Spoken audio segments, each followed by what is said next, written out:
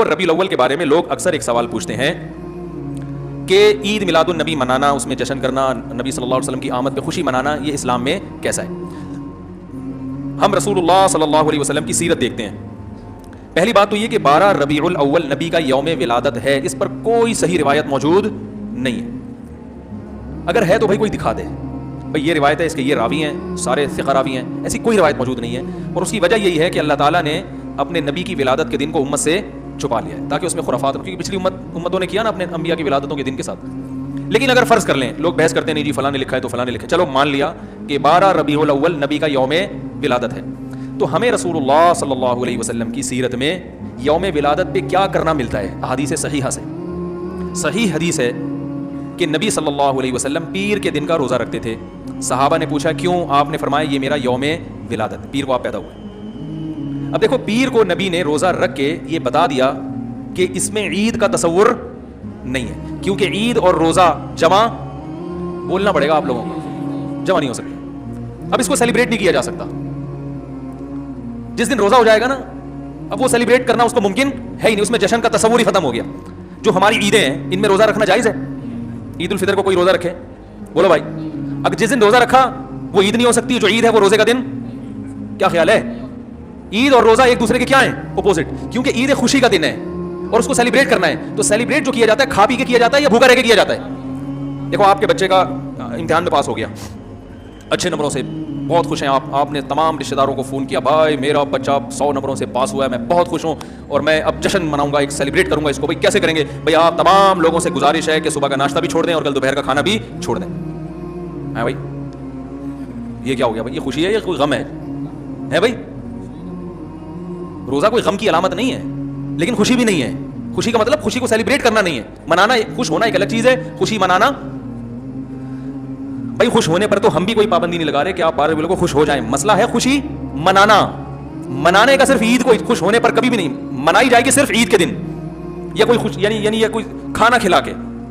تو آپ کے بچہ 100 نمبروں سے پاس ہوا, آپ نے کہا کہ ہم خوشی منائیں گے. بھائی کیسے منائیں گے؟ آپ بھی کھانا چھوڑ دیں اور ہم بھی کھانا لے. بھائی وہ کہیں گے بھائی پہلے ہم اس طرح تو ہوگا کہ آج ہم زیادہ کھائیں گے, اس طرح تو منائی جاتی ہے.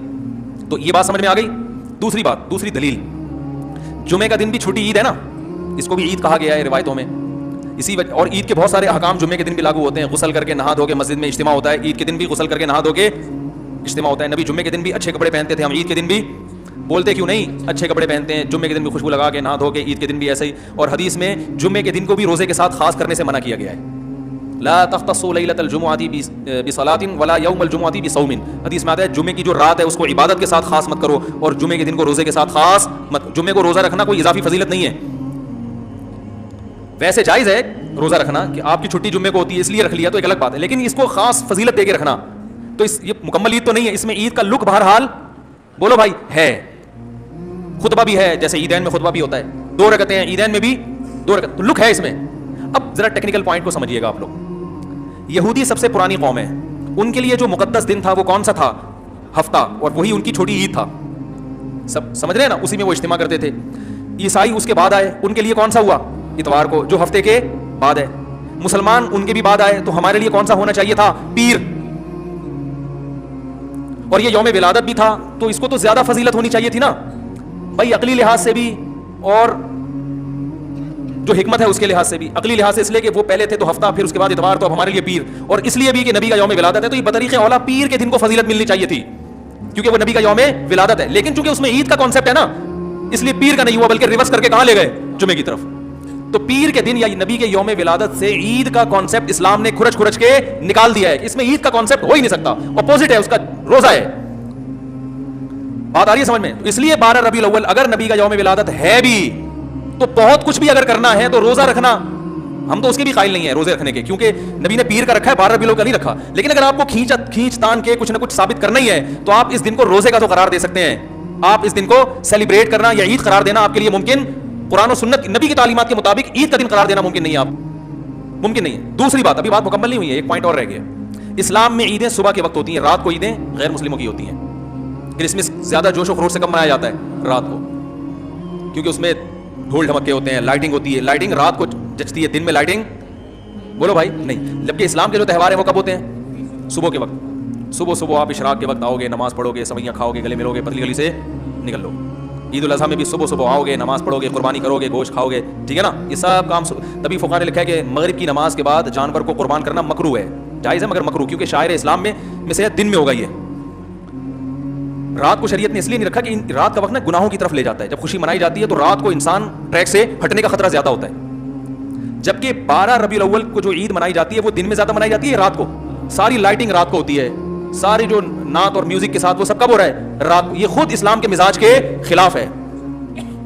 تو پتہ چلتا ہے بھائی, بہت معذرت کے ساتھ, کسی پہ طنز مقصد نہیں ہے. دیکھو اللہ اس کے رسول صلی اللہ علیہ وسلم کو فالو کرنا یہ عشق نبی ہے اصل. یاد رکھو, محبت میں جذبات پہ کنٹرول کرنا یہ زیادہ مشکل کام ہے, اور جذبات سے ہٹ کے جذبات سے مغلوب ہو جانا یہ آسان بہت ہے, لیکن یہ حقیقی محبت کی علامت نہیں ہے. جب محبت ہو نا کسی کو تو اپنے جذبات کو حدود کے اندر رکھے انسان محبت کا اظہار کرے. اپنے جذبات کو غالب کر لینا نبی کا عشق ہر مسلمان کو ہے. ہر ایک کا دل چاہتا ہے یہ کرے, یہ کرے, یوں کرے نبی کی یاد میں, لیکن آپ اپنے اس جذبات پہ کنٹرول کریں. بولے بھائی رسول اللہ صلی اللہ علیہ وسلم کی جو اطاعت ہے وہ پہلے ہے, اپنے جذبات بعد میں.